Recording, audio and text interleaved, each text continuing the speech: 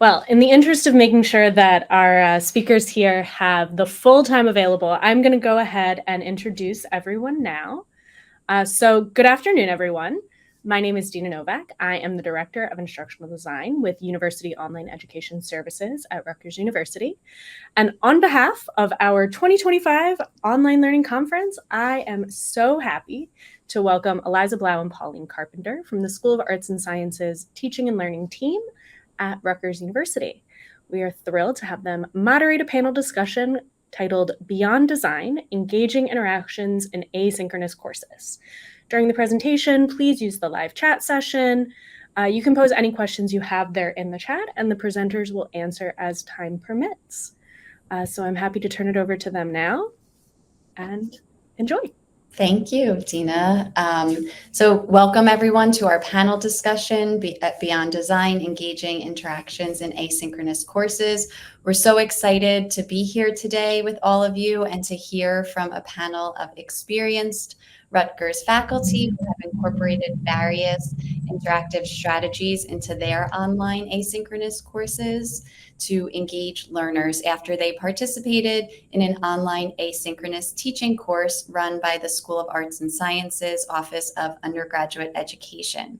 So Pauline and I are both instructional design and technology specialists from the School of Arts and Sciences, and we will be moderating this panel today. Great, thanks Eliza, and welcome everyone. We're really happy to be here. And you could see on our previous screen that we shared that we have some panelists with us, and we're going to jump right into it by inviting our panelists to introduce themselves. So please take 1 to 2 minutes to introduce yourself, your context at Rutgers, and briefly share about the online course that you teach. And I'm going to go ahead and, I thought I was going to paste that into the chat. Here we go. And let's start with, I'm just going to go on the screen who I see in order. So for me, that is Crystal. Hi, everybody. I am Crystal Pletka. I am an assistant teaching professor in the Department of Earth and Planetary Sciences at Rutgers, the School of Arts and Sciences. And I teach an online course called Dinosaurs. There is also in-person sections of this, and it is a very large capacity course, in person and online. And so that is what I primarily do and what I did with the strategic development program, but I also teach online versions of Planet Earth and some other of our online offerings. Thank you, Crystal. And next up is Tom. Hi all, my name is Thomas Mumji. I'm a lecturer in the Department of American Studies here at Rutgers University. I teach a course called 21st Century Expressions, which is largely about the growth of the internet over the past 40 years or so, but we delve back a little bit more than that. Doing the course development was actually really enlightening for me. And I think I should mention that a lot of my previous experience comes from teaching English composition at other places, and that is always informing where I'm at. Great, thanks, Tom. Next up, we have Julie. Hi, I'm Julie Stevens. I'm an associate professor in the history department, and I teach a couple of online courses, but the course I've really focused on in the last kind of year in terms of redesigning is a survey of the making of modern in India and Pakistan from about 1500 to the present, with an enrollment of about 75 to 100 students. I've taught the course many times in person, but have really gotten interested in the sort of transition to doing it in an online format. Great, thank you, Julie. And next up is Ashley. Hi, everybody. I'm Ashley Koning. I'm the director of the Eagleton Center for Public Interest Polling at the Eagleton Institute of Politics over on Douglas, and I'm also an assistant research professor there. I had originally started out actually teaching survey methods for the political science department in person, and then obviously the pandemic hit and we transitioned the course online. I was teaching survey method, or I was teaching introduction to research methods, and now it has turned into a survey methods course because I do surveys. Now it's survey research. I'm the only, not only online course, but the only asynchronous online course for the methods requirement for the political science department. Thank you so much, Ashley. And do we have Rashida? Any luck with Rashida joining? So we have one more panelist who may be able to join us soon. So if she does come in, we will make sure to give her a chance to introduce herself.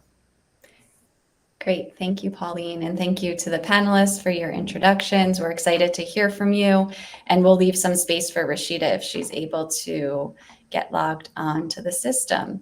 So the first question we're going to ask you is about student engagement in the online asynchronous environment.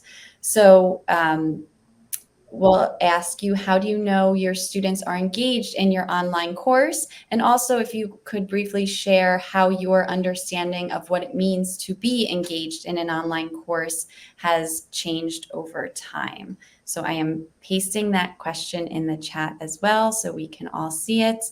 And if anybody wants to start us off, if you want to unmute, so you can kick us off. I guess I will start there. I think I know students are engaged and really involved when they actually respond to posts and discussions and assignments and even announcements and emails with more than just the "how do I do this?" or "can I get an extension?" because that is most of the interactions previously.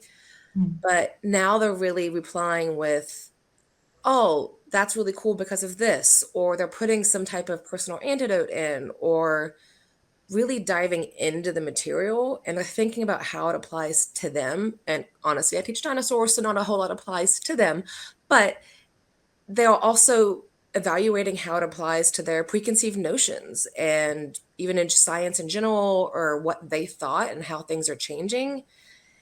And that's really interesting to me because I'm seeing these students really engaging. They're really taking something from the course, even if they're just taking it for a natural science requirement, but they're obviously interacting with the material and getting something from it now. And I think I'm seeing that in their responses. Great. Thank you, Crystal. Sounds like they're making a lot of connections. I just wanted to chime in that I have my students do group work. So this is, I think it's specific to the survey research course now that I teach. I didn't really do this as much in the prior course, but essentially they work with clients throughout the entire semester. So the activities are set up where if their group members unfortunately fail them or they're not communicating properly, I'm going to turn my camera off just because I'm starting to lag. If they're not communicating, they can be individualized assignments. And so they have the ability to kind of go on their own if necessary. But I would say probably 90% of the time, the groups work so well together. I was just grading weekly wrap-ups and they get so excited over their group members and rave about their group members, and especially working with, real people as in clients and organizations within New Jersey. So they're quote unquote lovingly, forced to communicate with one another. And so it's a really unique, interesting thing to see because they're kind of interacting in a way like they would in a real class. Great. Thank you, Ashley. Rashida, if you want to hop in and introduce yourself, we'd love for you to do that.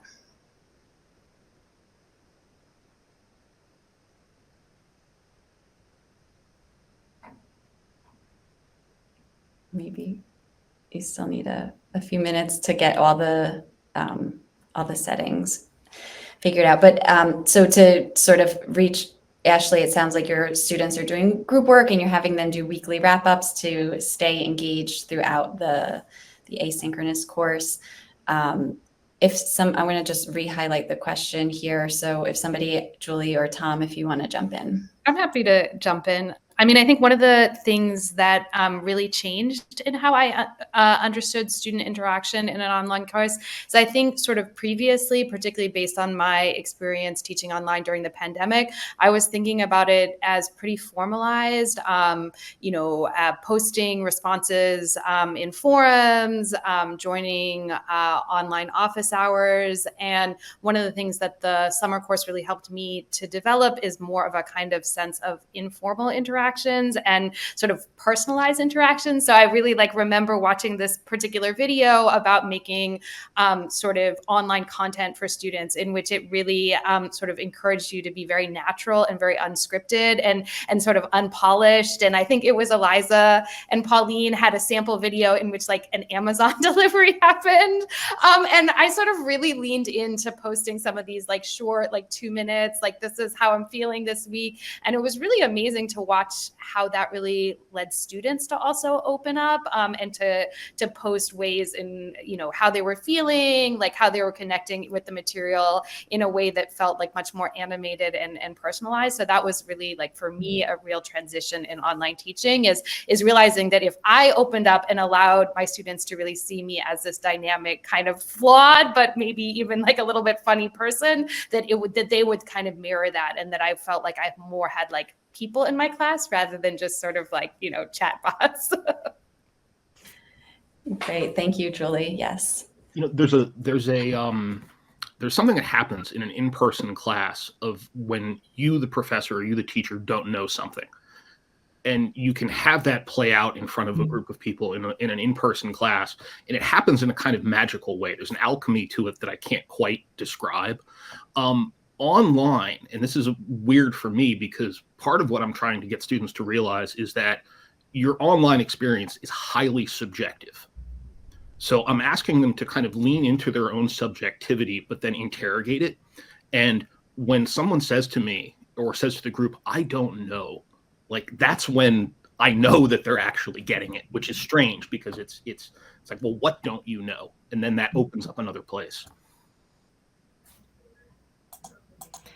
Yes, and I think one thing that's wonderful about students admitting that they don't know anything is it speaks to the safety that they feel in being able to do so. So this is great. I'm hearing a lot of humanizing strategies.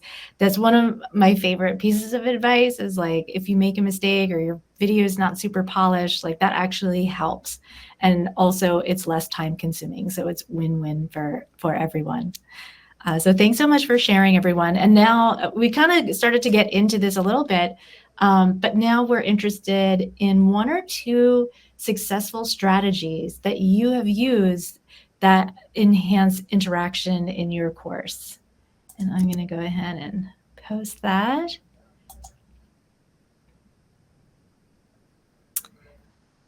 If you guys don't mind, I'll dive in, and it's all thanks to Eliza and Pauline. The weekly wrap-ups and the discussion posts are just invaluable. I try to change up the weekly wrap-up prompt every week based on what we did during the week. And in terms of the discussion posts, I try to make them, I try to make them very interactive where, sometimes one student will have to post a frequency or some sort of statistical test or some sort of syntax, that code that they're writing up, and the other student has to respond to it. So not even, and a lot of that is the uniqueness of the course and the course material, but not even hey, respond to somebody, but more it's almost like they're pieces of a puzzle that they have to fit into one another, to try to really get them to communicate and have the communication valuable. We do this M&M activity about sampling and showing how, M&Ms can be kind of a sample for the entire population of M&Ms in the world. And they had to count up fake M&Ms that I made on PDFs for them. And they had to respond to each other and add up their M&Ms. So Pauline and Eliza, I credit you guys with that so much because it really makes them talk to one another every single week in multiple ways. Interesting. Thanks for sharing. I kind of want to piggyback on what Julie was saying earlier, in addition to some other things.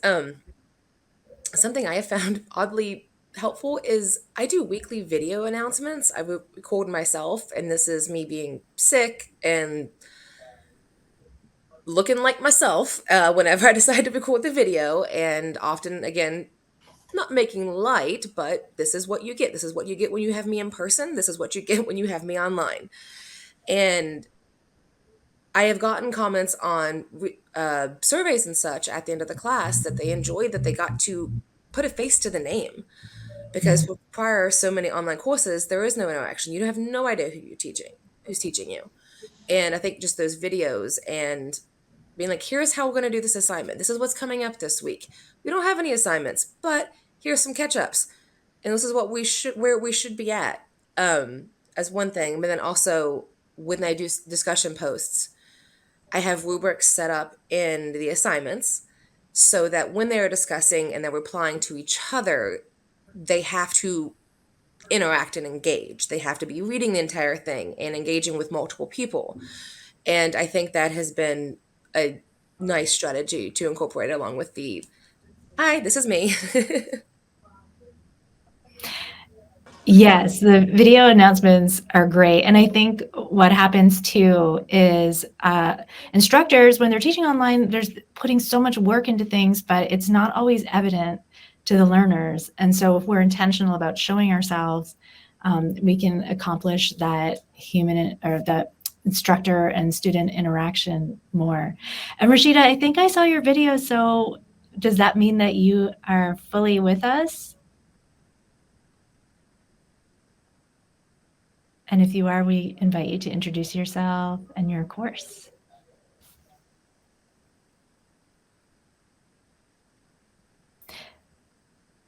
Okay, so maybe it's tricky getting on. We can also do through chat too, Rashida, if you want to share about your course and about yourself in your chat. And if any of these questions are something you want to speak to, that can be another way that you can share your success strategies. Oh, okay, maybe she'll be back. All right, did anybody else want to respond to this? Julie.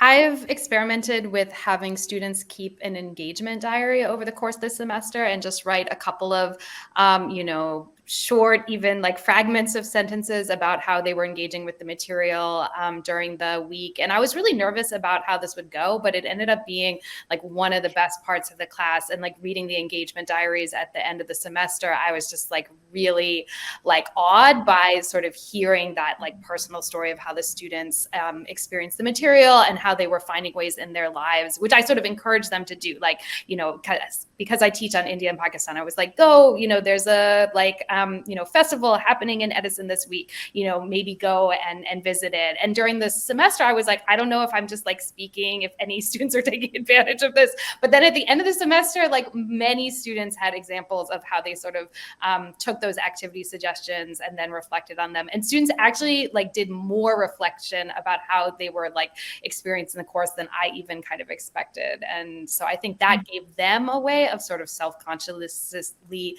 like humanizing their learning and was really fulfilling, I think, both for the students and for me at the end of the semester to see that. Because sometimes during the semester in an online course, I sometimes feel like I'm not exactly sure like how the students are experiencing. And often like the student feedback in the kind of formal ways doesn't provide enough of that. So the engagement diaries seem to be helpful both for them and for me as an instructor. Wow, that's interesting. What strikes me of that is I can see how that would enhance the relevance of your course too, like guiding students to make the connections with their lives. And Crystal, I think you also mentioned that you're intentional about that. Actually seeing evidence of engagement. And that's why we asked that question at the beginning, because oftentimes the students are engaged, but we just can't see it. And so it's nice to have it kind of documented because the instructor can see it, but also they can see it as well. And so Janice has a question. Was the engagement diary meant for a grade for participation? Okay. And yes, it was graded.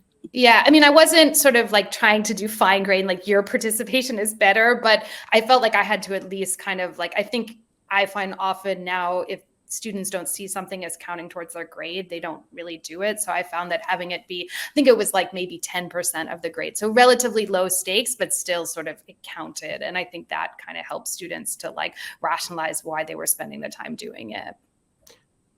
Julie, I'm reminded I'm reminded of online education about like 10 years ago. And I keep thinking of this through like the prism of the experience of teaching English composition, because the rote experience was increased busy work. Like, okay, we can prove that we're interactive by increasing this, needless kind of stuff. And it being intentional, sort of low stakes, like it does something that's different. But what's weird about it is that there's this point where it's like, are they engaged? Like 3 or 4 weeks before the end of the semester, like, are they actually there? And then it turns out they actually are, more so than if you're just saying, okay, do this for 2 points. Yeah, that's great to hear. Okay, and I think did everybody address that question? So I think we're actually good to move on. That is really helpful. Great. Thank you, everyone.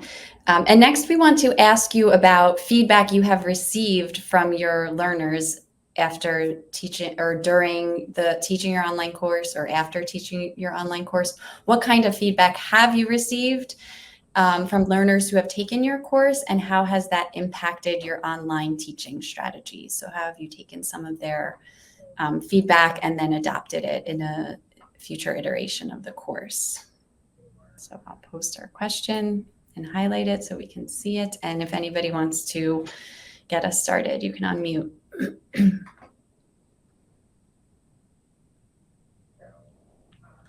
Well, I kind of already mentioned it, but in my surveys at the end of the semester, and on Reddit, there is a Rutgers Reddit, and I peruse it often because it entertains me greatly.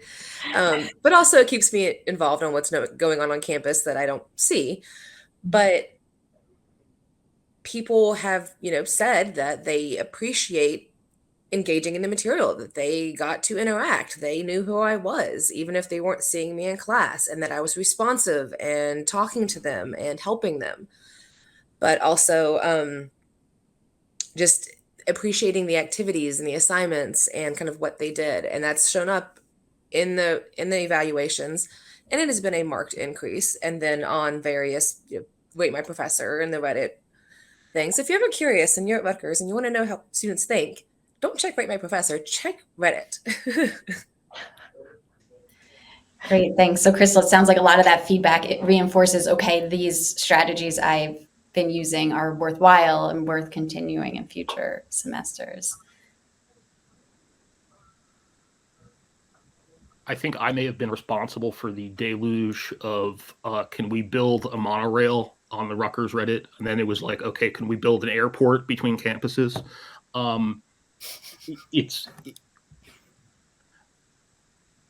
I usually find that like when a student engages with something that is uniquely theirs. I had a student that did a project on the evolution of blades of hockey sticks. And it was like, who knew that so much technology could be poured into this?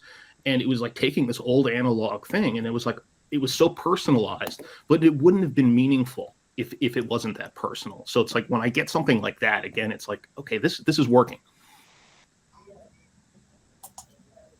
And Tom, is that like a student choice type of project where they get to select what they? Yeah, I give them a good amount of freedom in choosing their final project. So we're kind of building up to the idea of like, you get to something that is your interaction between the online world and the offline world, and like mitigating that experience in between the two. It's very, very personal. So when it's just something like social media, it's like, okay, we all use social media.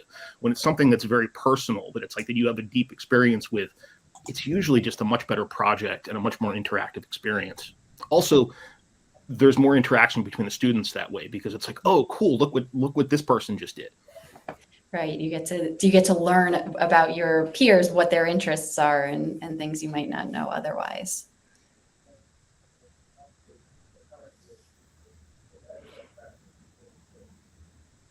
Ashley or Julie, if you want to jump in.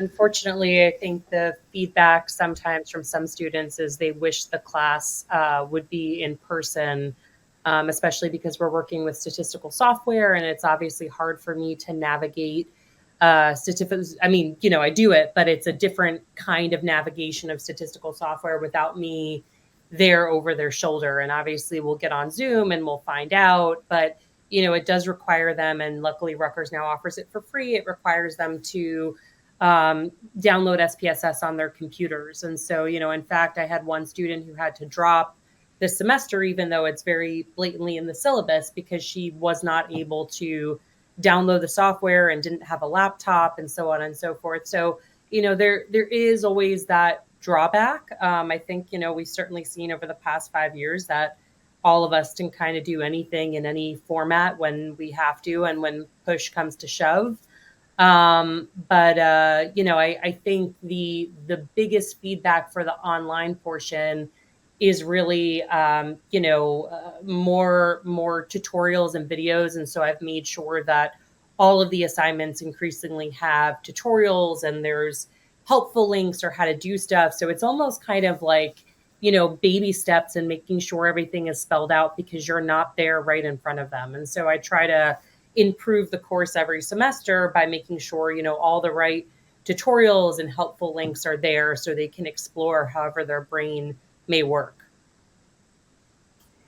Great, thanks. It's the sort of helping us think about scaffolding and how much you need to scaffold in an online environment. And it's sometimes it's just easy to do over time, to iteratively to realize, okay, this section wasn't so clear, so now I should add more tutorial videos or instructions or guides for students along the way.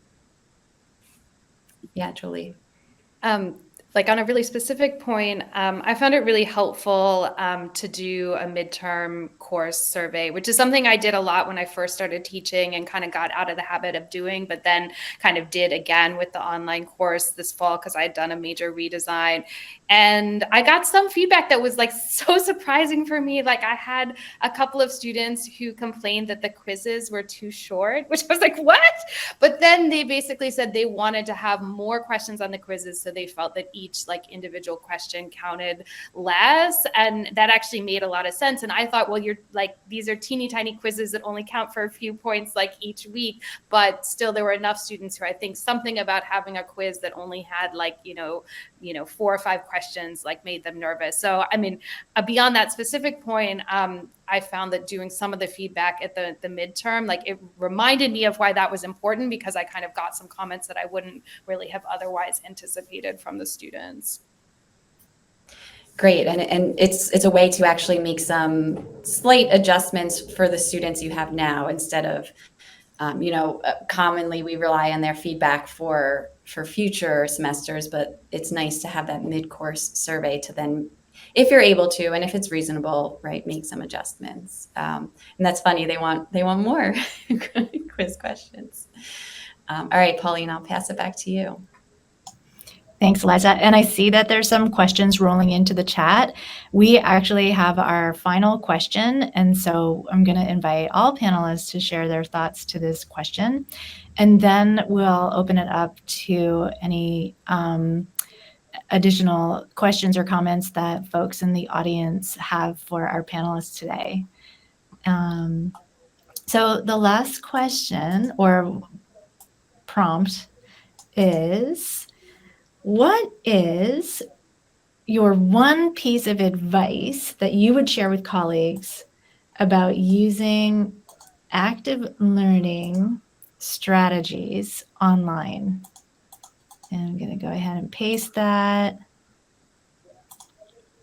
One piece of advice that you would share with colleagues about using active learning strategies online. I think this kind of ties into the last question for me as well.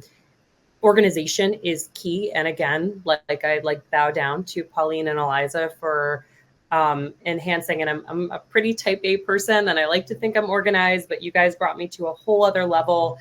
I have time and time again, even this far into this new era of, online courses that we have, students saying, you have such an organized course and that has been so helpful. And like, you know, or they'll even say like, oh, this is the most organized online course I've ever taken, which then makes me be like, what else is out there? But like making sure there is a pattern, there is a flow, that Monday morning email goes out every Monday, like that organization just keeps them going. And again, I think it's kind of that extra effort you have to do.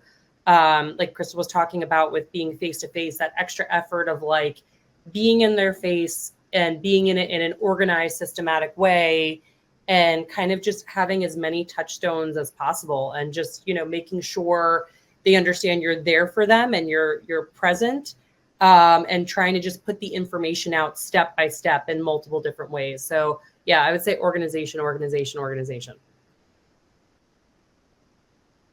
I want to just reiterate that as well, because I have gotten that back in feedback that they appreciate the layout of the class, the modules, organization, and that's a huge plus.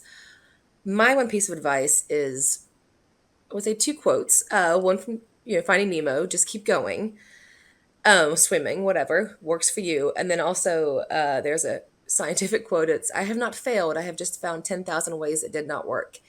If something is not working for the class, it does not mean the active learning isn't going to work or engagement. It just means that particular thing does not work. Try something else.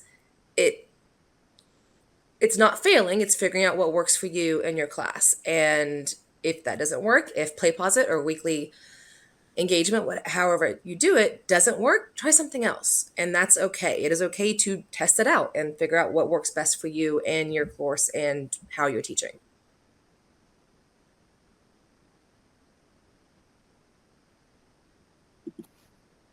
Kind of following up on that, don't be afraid to drop something. Like if it's not working, obviously you can't cancel your midterm. But if there's like a low stakes thing that's not getting the interaction that you want, like communicate that. And that makes a difference because it also is a way of humanizing you.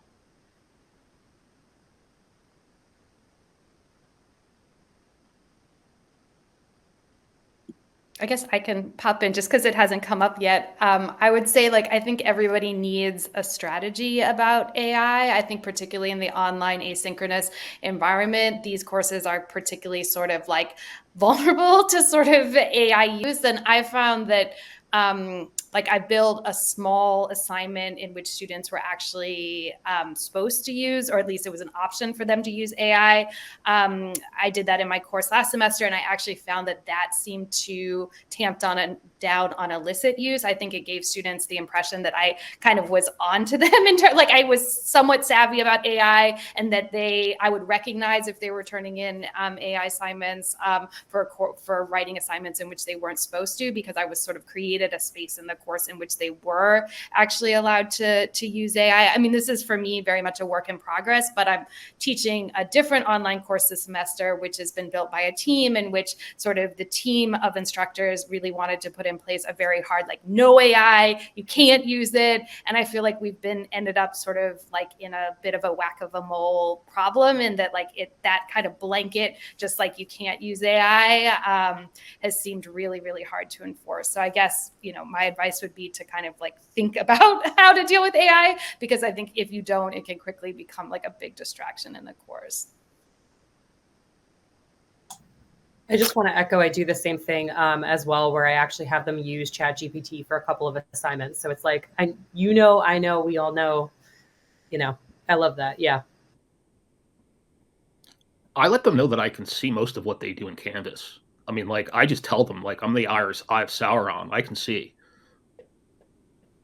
I don't know. I mean, I'm not saying it to necessarily be intimidating, but I think that there's an awareness relative to all of the other platforms we are on that surveillance is there. And I also, we're working as a department and the teaching faculty with incorporating AI differently, because I'm also an academic integrity facilitator for Rutgers. And so I've had to deal with cases where they're using AI, they're using ChatGPT or whatever to study, to learn more about a topic, but they're not putting the information in the assignment. And so talking about the different ways in which to use it. And so that blanket, just to, agree with you, Julie, that blanket statement of not using AI, it is useful in other ways. And so it's a matter of how to use it appropriately versus plagiarism. So incorporating that and kind of viewing all aspects of that is an important concept.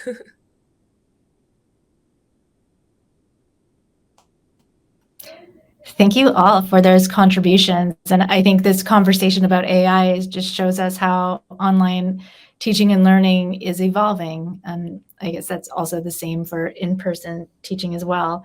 But I just want to reiterate these excellent points. I know Ashley mentioned strong organization, like having a clear module structure, consistency, can be really helpful. And not only for the students, but for us as well as instructors, right? We don't have to recreate the week every module. We have our own structure to just plug in and try again. Don't be afraid to make mistakes. Leaning into the whole humanizing aspect of, being flawed. Growth mindset and transparency too, being really clear and upfront with students about what we can see on our side of Canvas and our expectations, and even just bringing the conversation of AI, what it is and how we're supposed to use it. These are all ways we can be transparent with our learners. So this has been incredibly rich advice from you. So thank you so much. And we do still have some time, I think. Is that right, Eliza, Dina? Yep, we still have some time, so we can start to maybe draw on some questions from the audience. Oh, good. Dina said 15 minutes. Great. So I see Dave, I'm going to highlight this message from Dave Sperling. He asked it a little earlier. Do you tend to have students submit assignments as private or more as forum style entries where everyone can see what others are doing? And he's asking this for projects.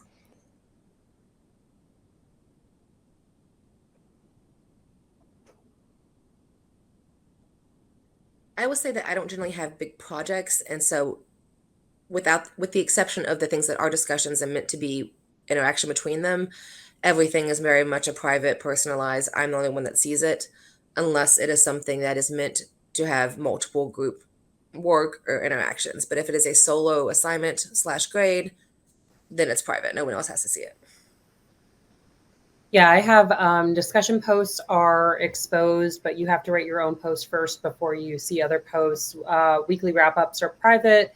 And then I would say other assignments are essentially private. The group assignments that are assigned are private, but most of them you will hand in, or I would say a good number you hand in as a group. But I do have individual grading set on there because obviously there are group members who drop out or who are not responsible. So I make sure that group members put their names on the assignment so I know who did what. And obviously, even if the assignment is registering for a particular group member, if I don't see their name and if I hear feedback from their group members that they're not participating, they're getting a 0 while everybody else is getting full credit on those. So within the group, they are able to see the assignments. Yeah, I just chime in kind of echoing what I'm hearing from other people is have just found like diversity of different modes of engagement and assessment to be particularly important in these courses in terms of like really getting a range of students to feel like they can kind of like shine in their own way. And so I've tried to sort of, I think sometimes online courses can have this almost like repetitive structure in which every week you're supposed to post like a comment to a forum. And I started to hear from students that they were getting really bored with that. And so I've tried to really like mix it up almost with the idea that like each week they're like, what are we going to be doing this week? And so like a mixture really of like public assignments, private assignments, but also like, you know, some are in writing, some are like, you know, to submit an image or a short video of like a student who like reacting like through those mediums. So like I've just tried to be as diverse as possible. It's something that I haven't. It's an idea that I had when working with Pauline and Eliza, and I have not been able to get it fully there. I would ultimately like to be able to have something that's like a choose your own adventure style, where there are a number of things that they could go in and the order almost doesn't matter, that it's all scaffolded to the final project, and whatever order they take it in, it's a personalized experience. it's proven to be a little bit more difficult building it than I conceived in my head, but it's getting there. It's getting there, semester by semester. It's good to have goals, right? Things we're working towards. So next, there's two comments that are two questions rather that are sort of in the same vein. Dave Sperling and Heather's both asking about classroom size and engagement and finding a balance so students are engaging in various ways, but you're not feeling overwhelmed on the grading side of things. So if anybody has any thoughts about engagement strategies and the size of your class, you can share your thoughts. I'm going to pop in because I have a large class. My enrollment for my online dinosaurs in a normal summer session tends to run between 100 or spring or fall tends to run between 125 and 150 students. So my engagement tends to be a little bit less than what I would do for a much smaller class. Even my in-person classes is large enrollment, but having those numbers, I tend not to do as much of the big group assignments because it's hard to separate out 125 people into groups and keep track of that. So I do a lot more of the discussion engagements, the video post, and that's my way of managing that.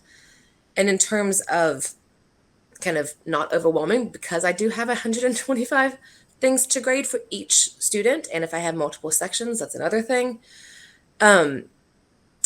I utilize Canvas a lot. I do auto-graded exams and video lecture quizzes, but things that auto-grade to take that off of myself, because I do have other things that are written assignments that utilize rubrics and other aspects of learning that do require my input. And so I take some from here and put it there. So I have engagement in certain aspects that require more of my input, but then there are other things that, yes, they still need to know this. They still have to take an exam, but it's going to be auto-graded by Canvas, so I have more time to devote to the more engaging things.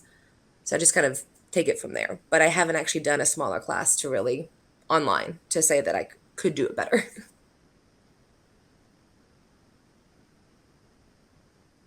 I have 30, and I would say it's still pretty hard, to be honest. And luckily, some of that gets reduced because they're put into groups, but also like, I've been hovering more. I used to have 22 in person for this class. And again, we're working through statistical software. So now I have 30 plus, depending on those who are getting in with SPNs. And, meaning I probably have at sometimes like 10 groups of 3.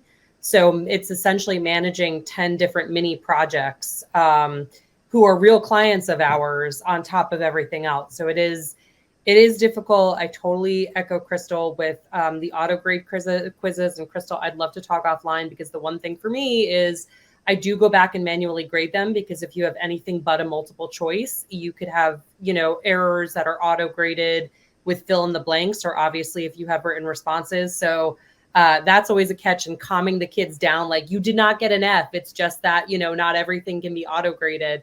So, but I definitely feel like that does reduce the workload. And then obviously the group projects that are not individually graded, the few of those that there are, that does reduce the workload as well.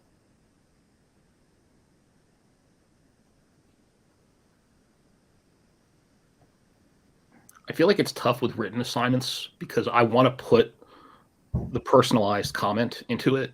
And there's we don't want the students using AI, and we shouldn't be looking at their papers with a kind of AI lens to say, okay, do it for us. There are some things that can be automated. Some things, frankly, should not be. And actually, Eliza, I got this from you, using video comments for papers. Not necessarily like the final project. Well, I'd like to type that out, but a video comment can kind of like highlight an area, and if there's problems with the writing, but also it's an interesting way to get at the AI question. Because if you're reading something out loud and you're saying, okay, stylistically, what does this feel like? Or this sounds awkward when I read it, or you're using this phrase over and over again. It does something, again, kind of humanizing, personalizing. I don't know if it's actually faster though. I don't know if it's faster.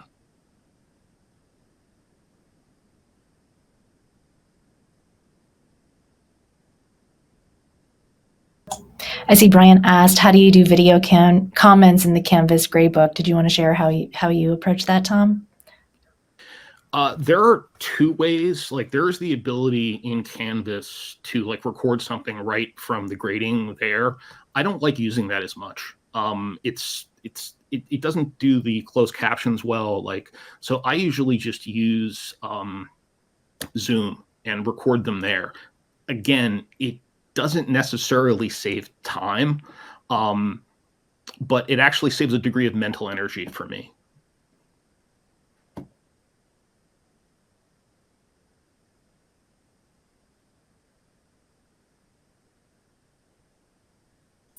And I think we might have time for one more question. Thanks, Dina. We have 5 minutes left. And David was asking about aspects.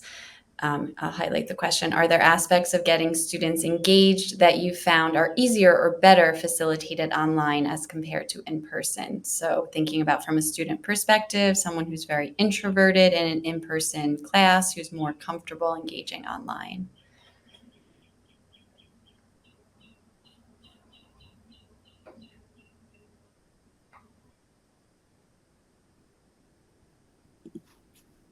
I guess I'll just chime in with, I was just really struck by how much the online asynchronous courses really attracted and were so well suited for non-traditional students. And I think both like the obvious ways in which, they can adjust them to their schedules, but I think also just sort of sometimes those students can feel kind of self-conscious in a classroom in which they're a real minority. And something about the online format, I felt like I had more of those students and they were just sort of more open about sort of like sharing their experiences. So I ended up at one point, because I knew that there were some of the students who were themselves parents, like I did a little video of doing a project with my kid, like marbling paper, because it was related to the historical material that we were doing. And then like I got comments from some of the other students who were like, yeah, I did this activity with my kid as well. And so something about like the online format, I really felt like, and I had students who were working at night and who would tell me they were like listening to the videos during their night shift, and their like coworkers would be listening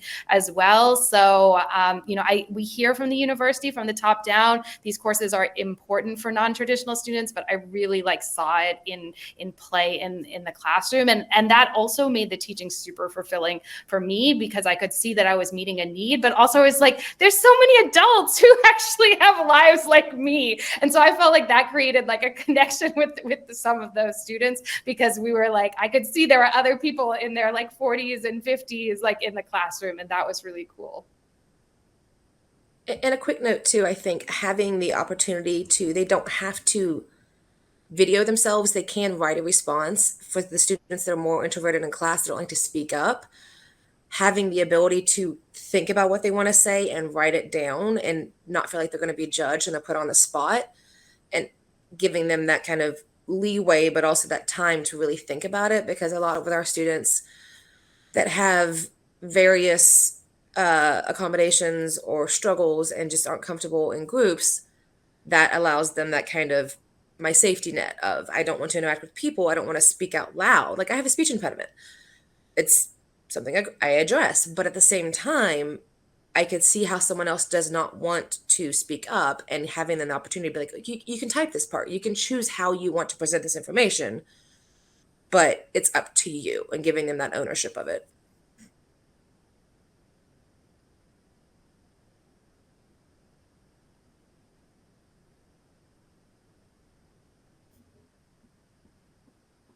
Great, thank you.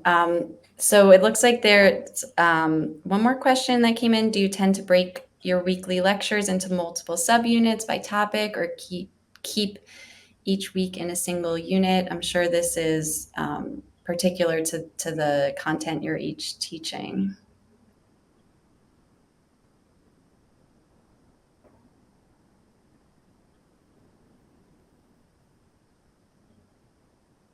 All right, great. Thanks, Julie. She shared she keeps videos 3 to 8 minutes long, right? We know the attention the attention span is not much more than that, but we can sort of chunk it into shorter video lectures.